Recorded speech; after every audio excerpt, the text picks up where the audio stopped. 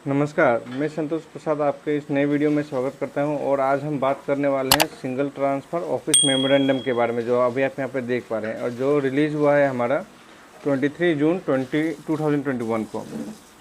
तो इसमें जो है हमारा, अभी मैं शुरुआत में पहले ही बता दूं कि ये जो वीडियो थोड़ी सी लंबी होने वाली है, तो आप इसे ध्यान से देखिएगा और स्किप मत कीजिएगा, जिससे कि आपको इसका हर एक छोटी से छोटी बात समझ में आए। मैंने कोशिश की है कि सभी बातें मैं आप सबको यहाँ पे बहुत ही सरल शब्दों में समझाने की कोशिश करूं और जितना हो सके मैं इसे वीडियो को छोटी रखने की कोशिश करूंगा। तो फिर चलिए देरी ना करते हुए शुरू करते हैं आज की ये वीडियो।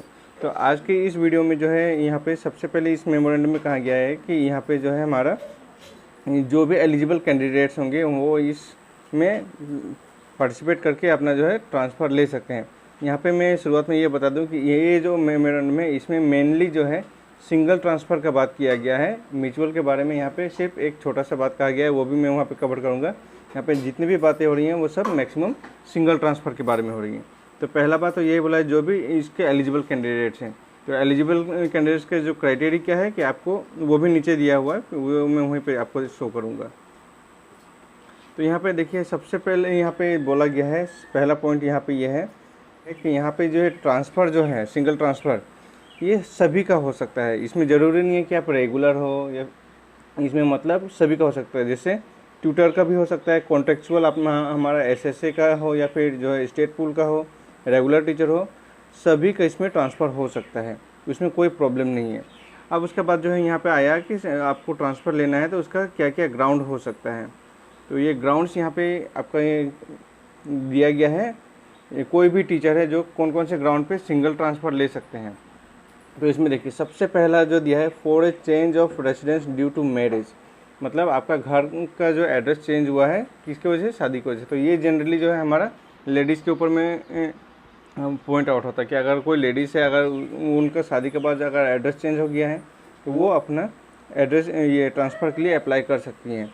और यहाँ पर एक बात मैं स्पेशली बता दूँ कि अगर हस्बैंड और वाइफ दोनों ही अगर यहाँ पे सेम डिपार्टमेंट में हैं तो उनको जो है अपना प्रेफरेंस में एक साथ में उनका जो है ऑर्डर थोड़ा जल्दी आ जाता है।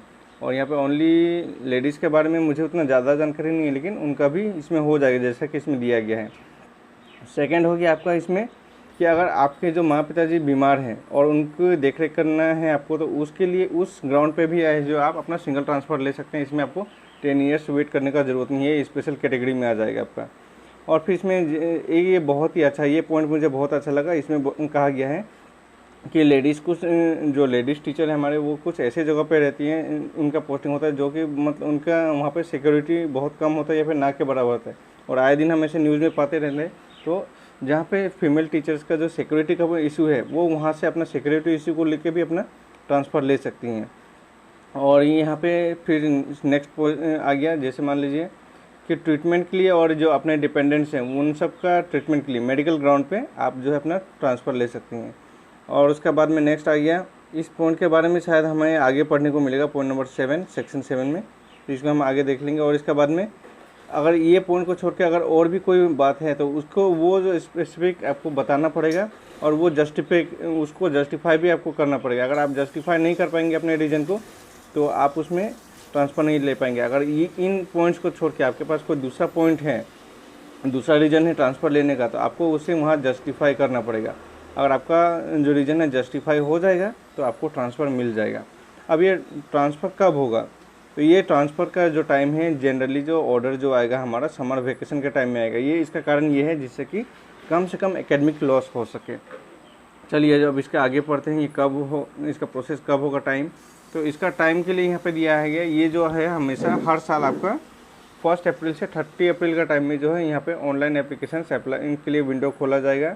और इसके बाद में जो है प्रोसेस वगैरह जो कुछ भी है, तो ये हमारा ऑफिस का काम सब होगा आपका 30 अप्रैल के बाद में जितना काम है वो सब ऑफिशियल काम होंगे। इसमें हमें बहुत ज़्यादा कुछ देखने का ज़रूरत नहीं है, फिर भी आप चाहे तो ये देख सकते हैं यहाँ पे। और यहाँ पे इम्पोर्टेंट बात यह है कि आपका जो ऑर्डर आएगा वो आपको ये 30 जून के अराउंड में आ जाएगा, और आपको जो है ज्वाइनिंग का जो भी प्रोसेस है अपना वो सब कंप्लीट करना है 1 जुलाई से 31 जुलाई के बीच में। आपका जो भी है अपना अपना रेस्पेक्टिव स्कूल जो भी ऑर्डर आया वहाँ पे आपको ज्वाइन करना है। यहाँ पे सबसे ध्यान रखने वाली बात है कि यहाँ पे बोला है पीटीआर नॉर्म्स को हमेशा ध्यान में रखना है। इसको बार बार यहाँ रिपीट किया गया है कि जिसमें पीटीआर नॉर्म्स को यहाँ पे ब्रेक नहीं करना है, उसको ध्यान में रख के ही करना है सारे काम सब। हाँ, और यहाँ पे एक ख़ास बात बोला गया है कि ये जो ट्रांसफ़र होगा वो एलपी स्कूल का तो हम सभी को पता है 30:1 का रेशियो है, लेकिन अगर सेकेंडरी स्कूल है तो वहाँ पे जो है आपका जो ट्रांसफ़र के लिए जो है ये पीटीआर रेशियो दिया गया है 40:1। तो इस बात को हमेशा ध्यान रखिएगा आपका जब भी वहाँ पे ट्रांसफ़र के लिए ट्राई कर रहे हैं तब। अब यहाँ पे आया है कि ट्रांसफ़र फॉर इंटर डिस्ट्रिक्ट, एक डिस्ट्रिक्ट से दूसरा डिस्ट्रिक्ट में जाने के लिए क्राइटेरिया जो मैंने बोला था कि हम आगे डिस्कस करेंगे वो यहाँ पे दिया है, तो वो यहाँ पे दिया गया है। तो इसमें सबसे पहला जो क्राइटेरिया है कि आपको एक डिस्ट्रिक्ट में, हो सकता है कि आप एक डिस्ट्रिक्ट में एक से ज़्यादा स्कूल में भी आप काम कर चुके हो, लेकिन आपको एक डिस्ट्रिक्ट में कंटिन्यूस 10 ईयर्स यहाँ पे अप्लाई करना पड़ेगा। और यहाँ पे ये बात बता दूँ कि जो भी हमारे यहाँ टीचर्स है जो 2012 में अपॉइंट हुए थे कॉन्ट्रेक्चुअल्स, उन सब का जो है ऑलमोस्ट 10 ईयर्स हो चुका है। तो हो सकता है नेक्स्ट ईयर जब आएगा तो वो इस पर सिंगल ट्रांसफ़र के लिए अप्लाई कर सकते हैं। तो उसके बाद में भी जो है आगे इसके बारे में और भी बहुत सारी बातें हैं वो आगे डिस्कस करेंगे। और यहाँ पे बोला गया अगर कोई डिफरेंटली एबल्ड है, मतलब डिफरेंटली एबल्ड टीचर है, तो वो अगर 2 ईयर्स भी काम किया है तो वो जो है यहाँ पे अपना सिंगल ट्रांसफ़र के लिए एलिजिबल हो जाता है होम डिस्ट्रिक्ट में जाने के लिए। तो यहाँ पे एक छूट दिया गया है डिफरेंटली एबल्ड टीचर के लिए, ये अच्छी बात है। और इसके बाद नेक्स्ट यहाँ पे कहा गया कि यहाँ पे जो है हमारा डीईओ होंगे या इंस्पेक्टर ऑफ स्कूल्स होंगे और स्टेट लेवल कमेटी होंगे, यही सब जो है इस सारे प्रोसेस को मॉनिटर करेंगे और लास्ट में जो है हमारा जो भी ऑर्डर जो है पास किया जाएगा। अब इसके बाद यहाँ पे एक ये बहुत इंपॉर्टेंट चीज़ है जो यहाँ पे कहा गया है, इसमें कहा गया है कि कोई भी टीचर एक स्कूल से जो है ट्रांसफ़र नहीं हो सकता अगर उसके स्कूल में जो है पीटीआर रेशियो कम है, वो चाहे एलिमेंट्री में हो या सेकेंडरी में हो। हालांकि एक्सेप्शंस है, वो एक्सेप्शंस भी हम आगे डिस्कस करेंगे, लेकिन यहाँ पे आपका स्कूल में पीटीआर रेशियो से अगर आपका मेंटेन नहीं है, अगर आपके वहाँ पे टीचर्स कम है तो आपको ट्रांसफ़र मिलने में मुश्किल हो सकती है। और ट्रांसफ़र तभी मिल सकती है जब आप स्पेशल ग्राउंड में हो, स्पेशल रीजन जो के ऊपर में हम लोगों ने डिस्कस किया। आगे अब यहाँ पे एक अच्छी बात यहाँ पे कही गई है, हर साल जो है हर एक डिस्ट्रिक्ट अपना अपना डिस्ट्रिक्ट में कहाँ पे वैकेंसी है subject wise, school wise, LP में, एमई में जो भी है वो वहाँ पे उनको यहाँ पे बताया जाएगा। और उसके बाद में यहाँ पे ये भी एक बात ये इम्पोर्टेंट कहा गया है कि अगर आप यहाँ पे जो है ट्रांसफ़र लेना चाह रहे हैं तो यहाँ पे मान लीजिए अगर आप लोग एक ही स्कूल में जो है 2 या 3 टीचर लोग अप्लाई कर दिए हैं, अब आपको वहाँ में से किसे दे, तीनों को तो दे नहीं सकते, तो वहाँ पे आपका सीनियरिटी देखा जाएगा कि मतलब कौन सबसे सीनियर है। जैसे मान लीजिए आपने अपॉइंटमेंट आज किसी ने 1 जुलाई को लिया, किसी ने 2 जुलाई को वहाँ पे ज्वाइनिंग किया, तो इस तरह से जो है आपका जिसने सबसे पहले ज्वाइन किया था वो सीनियर होगा और जिसने देर में ज्वाइन किया था वो जूनियर कहलाएगा। तो ये सीनियरिटी भी यहाँ पे देखा जाएगा, जो है आपको ध्यान रखने वाली बात है। ये पॉइंट है जो थोड़ा ध्यान दे के देखने लायक बात है। यहाँ पे अगर किसी टीचर को ट्रांसफ़र लेना है तो उसे जो है जो भी हम लोग का डिस्ट्रिक्ट लेवल या स्टेट लेवल जो भी जिस तरह से इंस्ट्रक्शन होगा उस तरह से प्रिस्क्राइब फॉर्मेट या जो कुछ भी होगा उस तरह से कम्युनिकेट करने के लिए कहा गया है। और यहाँ पे कहा गया है कि अगर जो भी एप्लीकेशन दिया गया है उसको जब ये कमेटी जो है हर एक लेवल पे चेक कर लेगी, अपना वो सब चेक करने के बाद अगर वहाँ पे वो सेटिस्फाइड होगी तभी वो ऑर्डर देगी कि आपको वहाँ ट्रांसफ़र होना है। यहाँ पे एक ख़ास बात और कहा गया है कि अगर कि कमेटी को किसी भी टाइम में ये पता चलता है कि आपने जो है जो गाइडलाइंस है उसका फॉलो नहीं किया और कहीं पे भी कुछ ना कुछ धांधली करके अगर आपका ट्रांसफ़र किया गया है तो आपका ट्रांसफ़र ऑर्डर को किसी भी टाइम कैंसिल किया जा सकता है, ये अधिकार कमेटी के पास है। तो इसीलिए आप सभी से रिक्वेस्ट है कि आप लोग का जो भी जेन्युइन जो डिटेल्स होगा वही सब भरिएगा, यहाँ पे किसी भी तरह के कुछ फेवर का लेने का कोशिश मत कीजिएगा। तो अब नेक्स्ट पॉइंट आ जाता है हमारा इंटर स्कूल ट्रांसफ़र जो कि विद इन डिस्ट्रिक्ट। ये तो पहले हम लोग बात कर रहे थे इंटर डिस्ट्रिक्ट का, अब है विद इन डिस्ट्रिक्ट। अब हम लोग का विद इन डिस्ट्रिक्ट में भी करने का यहाँ पे दिया गया है। और यहाँ पे क्या पॉइंट दिया गया है चलिए डिस्कस कर लेते हैं। हाँ, तो यहाँ पे सबसे पहला ये जो ग्रीन पॉइंट नहीं यहाँ पे मैंने मार्क करके रखा, ये कहा गया है कि यहाँ पे एक एलपी स्कूल से दूसरे एलपी स्कूल में ट्रांसफ़र लिया जा सकता है, बस वहाँ पे जो रिक्वायरमेंट होना चाहिए एज पर नॉर्म्स, जो कि पीटीआर बार बार बोल रहे हैं पीटीआर का होना चाहिए। और यहाँ पे कहा गया है अगर सेकेंडरी स्कूल में तो जो कि मैंने पहले कहा था 40:1 का रेशियो मेंटेन करना है। और हाँ, यहाँ पे सबसे स्पेशल बात ये है कि अगर जो बोलते हैं मान लीजिए किसी स्कूल में जो है 50 स्टूडेंट्स बचे हैं एमई स्कूल में, तो वहाँ पे क्या है कि 10 बच्चे एक्सेस हो रहा है। अगर एक सब्जेक्ट के लिए अगर वहाँ पे कोई टीचर को वहाँ पे जाना है, मान लीजिए कोई साइंस टीचर ही है वहाँ पे और दूसरे स्कूल में साइंस टीचर नहीं है, लेकिन वहाँ पे बच्चे 10 बच्चे हैं जो साइंस पढ़ते हैं, तो आप वहाँ पे सिंगल ट्रांसफ़र ले सकते हैं। मिनिमम जो है सेकेंडरी स्कूल में 10 स्टूडेंट्स का रिक्वायरमेंट है। 10 स्टूडेंट्स होगा तो आप वहाँ पे उसके लिए एक टीचर वहाँ पे दिया जाएगा। ये यहाँ पे क्लियर कट कहा गया है। अब इसके आगे बढ़ते हैं हम लोग। हाँ, तो अब यहाँ पे जो कहा गया है कि जो सेकेंडरी एजुकेशन है सेकेंडरी डिपार्टमेंट का, उसको जो देखा जाए कौन देखेंगे, समग्र शिक्षा लोग देखेंगे, और जो एलपी का होगा उसे एलिमेंट्री डिपार्टमेंट देखेंगे। लेकिन कमिटी दोनों का एक साथ होगा तो वहाँ पे उन लोग का कंबाइन यहाँ पे कमिटी का आंसर चाहिए होगा, लेकिन जो ऑर्डर जो है वो सेपरेटली अलग अलग निकालेंगे। अब नेक्स्ट यहाँ पे हम लोग आते हैं, देखते हैं यहाँ पे क्या है। हाँ, यहाँ पे कहा गया है कि जो भी एप्लीकेशन है वो डिस्ट्रिक्ट लेवल कमेटी को जो है आपको भेजना है, डीईओ और ये इंस्पेक्टर ऑफ स्कूल्स के बारे में के थ्रू, और अगर आपको आईएएस के अंदर है तो आपको उनके थ्रू आपको यह कम्युनिकेट करना है। अब यहाँ पे ये जो नेक्स्ट इम्पोर्टेंट पॉइंट है, यहाँ पे कहा गया है कि एक स्कूल जहाँ पे, जो कि मैंने पहले भी कहा था कि एक स्कूल जहाँ पे अगर आपका टीचर कम है, जितना रिक्वायरमेंट है उससे कम है, तो वहाँ से आपका टीचर्स को ट्रांसफ़र नहीं किया जा सकता एक्सेप्ट स्पेशल ग्राउंड्स, जो कि वहाँ पे हम लोग पहले ऑलरेडी डिस्कस करके आ चुके हुए हैं। और यहाँ पे एक खास बात कहा गया है कि यहाँ पे स्पेशल ग्राउंड जो कि मैंने ऑलरेडी वहाँ पे डिस्कस किया हुआ है, उस हिसाब से आप यहाँ पे ट्रांसफ़र ले सकते हैं, वहाँ पे स्पेशल कंडीशंस पे ओनली।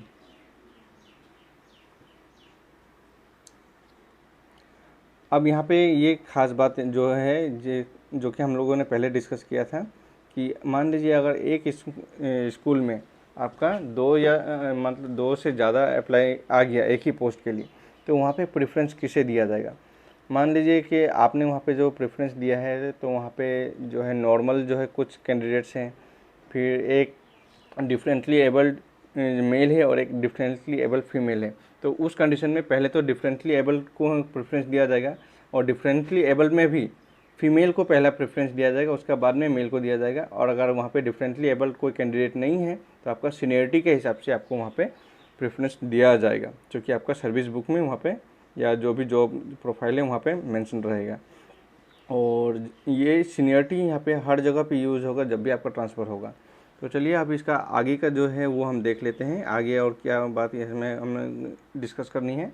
यहाँ पे कहा गया है कि अगर जो है एक जो रिक्वेस्ट मिला है, लेकिन वहाँ ट्रांसफ़र के लिए सिंगल ट्रांसफ़र का, लेकिन वहाँ पे जो है टीचर्स नहीं है, मतलब टीचर्स का नंबर कम है जितना रिक्वायर्ड है उससे, तो वहाँ से किसी भी हाल में वहाँ से टीचर को ट्रांसफ़र नहीं किया जाएगा except the conditions which is already we have discussed.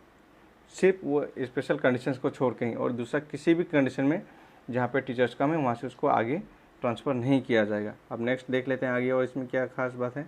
यहाँ पे फिर सेम वही बात कहा गया है कि अगर, हाँ, यहाँ पे एक स्पेशल बात कहा गया है, अगर यहाँ पे पता चला कि आप जो भी है ट्रांसफ़र ऑर्डर करने टाइम में आपने जो है किसी भी तरह का धांधली किया है या फिर किसी ने कुछ गलती किया है, तो उन लोगों के अगेंस्ट और क्या बोलता है आपका लीगल एक्शन लिया जाएगा। लीगल एक्शंस कुछ भी हो सकता है, उसके बारे में भी थोड़ा सा बहुत आगे दिया गया है, तो वो भी हम लोग डिस्कस कर लेंगे लीगल एक्शंस कैसे हो सकते हैं। अब आगे देखते हैं norms of posting of teachers. तो इसमें क्या है, तो इसमें बस मोटा मोटी यही बात किया गया है कि आपका वो जो है डिस्ट्रिक्ट हमेशा वो सब वहाँ पे इन्फॉर्मेशन निकालेगा क्लास वाइज सब्जेक्ट वाइज कौन से स्कूल में कितना वैकेंसी है, और उसको नोटिफाई किया जाएगा, यही बात है। और इसके बाद यहाँ पे जो है म्यूचुअल ट्रांसफ़र के लिए यहाँ पे सीधा सा बात कहा गया है कि जो है similar status of teacher.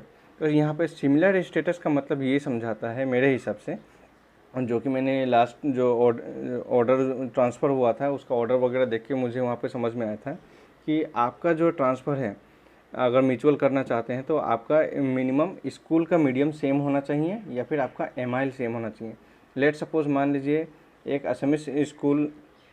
Assamese medium school में आपका एक हिंदी मीडियम स्कूल का टीचर जॉब कर रहा है, पढ़ा रहा है, और एक दूसरा असमिस मीडियम स्कूल में चलता है, एक असमिस मीडियम का टीचर है।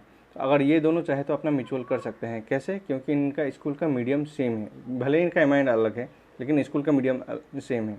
लेकिन अगर सेम यहीं पे अगर कुछ ऐसा हो जाए कि कोई बंगाली मीडियम स्कूल में असमिस मीडियम स्कूल का टीचर पढ़ा रहा है और फिर दूसरे असमिस मीडियम स्कूल में असमिस मीडियम स्कूल का टीचर पढ़ा रहा है, तो वहाँ पे उन लोग भी कर सकते हैं। क्यों? क्योंकि उन दोनों का एमाइल सेम है। तो आई होप आपको ये म्यूचुअल ट्रांसफ़र का ये वाली बात जो है समझ में आ गई होगी। तो अब चलिए इसके आगे बढ़ते हैं। तो अब यहाँ पे जो आजकल का एक बहुत ही हॉट स्पॉट टॉपिक बना हुआ है, इसमें क्या है, हमारा एमलगेमेशन का बात कहा गया है कि यहाँ आजकल तो बहुत सारे स्कूल एमलगेमेट हो गए हैं, तो उनको कुछ आईएएस के अंदर चले गए हैं, कुछ अलग से है, तो उनका जो है ट्रांसफ़र वगैरह म्यूचुअल ये सब क्या किस तरह से होगा, तो इसके बारे में जो है इसको सेपरेटली डील किया जाएगा। यहाँ पे ये क्लियर कट दिया गया है, आप यहाँ पे पढ़ सकते हैं। अब इसके बाद हम लोग आगे पढ़ते हैं कि कमिटी। तो ये जो हमारा सिंगल ट्रांसफ़र का जो काम होना है, तो इसके लिए जो है 2 लेवल का कमिटी होगा। यहाँ पे स्टेट लेवल का 2 कमिटी होगा, एक सेकेंडरी के लिए होगा और एक एलिमेंट्री के लिए होगा, और इन लोग दोनों मिलके काम करेंगे। और यहाँ पे जो है इसका जो है हर डिस्ट्रिक्ट लेवल पे इनका कॉम्पिटेंट अथॉरिटी होगा जो काम करेगा, इसका आगे जो कुछ भी ऑफिशियल रिकॉर्ड्स वगैरह होगा उसका। तो चलिए इसका आगे देख लेते हैं। और यहाँ पे इम्पोर्टेंट बात कहा गया है, बोथ स्टेट लेवल कमेटी को, जो हमारा एलिमेंट्री और सेकेंडरी है, दोनों को अधिकार है कि अगर उनको कहीं पे भी कुछ पता चला कि हाँ ऑर्डर जो है ये डिटेल्स अगर किसी ने गलत दिया है, तो उनका जो है ट्रांसफ़र ऑर्डर कैंसिल कर सके। अब यहाँ पे कमेटी में होंगे कौन? डिस्ट्रिक्ट लेवल पे यहाँ पे सबसे पहला ऊपर का सबसे पहले दिया गया है डीसी, उसके बाद हमारा डीईओ, उसके बाद जितने भी इंस्पेक्टर ऑफ स्कूल्स हैं, एंड उसके बाद हमारा बीईओ सब रहेंगे। ये सब हमारे रहेंगे इसमें। और यहाँ पे इनका पावर और फंक्शन क्या है वो सब बताया गया है। इनका जो पावर एंड फंक्शन क्या है, जनरली यही है कि उनको सब कुछ चेक करना है, और ये सब किसको अलाउ करना है नहीं करना है वो कर सकते हैं डिस्ट्रिक्ट में एज़ पर गाइडलाइंस जो होगा। लेकिन यहाँ पे एक ख़ास बात कही गई है कि इसमें यहाँ फिर से ये रिपीट किया गया है कि किसी भी टीचर को जहाँ स्कूल में जो है डेफिशिएंट है टीचर, वहाँ से उठा के नहीं देना है, एक्सेप्ट स्पेशल कंडीशंस, जो कि हम लोग पहले ही यहाँ पे डिस्कस कर चुके हैं।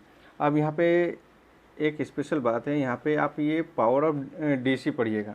तो यहाँ पे जैसे मान लीजिए कि हम लोग पहले डिस्कस किए थे कि कहीं पे कुछ प्रॉब्लम है, अगर मान लीजिए किसी को कुछ प्रॉब्लम हुआ, उनका ट्रांसफ़र नहीं हो पा रहा है और उनका जो है स्पेशल क्राइटेरिया में पढ़ रहा है, और इसमें सबसे स्पेशल बात कहा गया है फीमेल टीचर का सेफ्टी को लेकर यहाँ पे स्पेशली कहा गया है।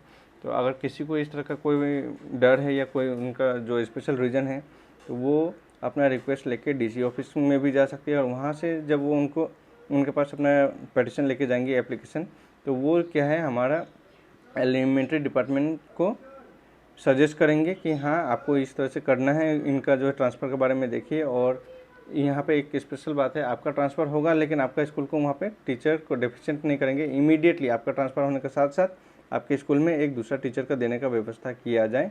इस तरह का जो है सजेशन हमारे डीसी देंगे। तो ये चीज़ हो गया पावर ऑफ डीसी, यहाँ पे समझाया गया है। और यहाँ पे एक बात सबसे इम्पोर्टेंट दिया गया है, ये मुझे बहुत ही अच्छा लगा, ये है यहाँ पे कि जैसे मान लीजिए ट्रांसफ़र हुआ, आप यहाँ पे 10 साल काम किया, फिर यहाँ से ट्रांसफ़र करके आप चले गए अपने किसी भी डिस्ट्रिक्ट में, तो वहाँ पे क्या है आपका सीनियरिटी ख़त्म हो जाएगा क्योंकि आप नए स्कूल में ज्वाइन किए हैं? नहीं, आपका सीनियरिटी वही रहेगा जो आपका है। आपका सीनियरिटी किसी भी हाल में ख़त्म नहीं होगा या कम नहीं होगा। ये बात यहाँ पे साफ साफ लिखा गया है। चलिए अब यहाँ पे जो कि हमने बात किया था पेनल्टीज़ के बारे में, जो कि अगर आप लोग किसी तरह से रूल्स को नहीं मानते तो क्या किया जा सकता है।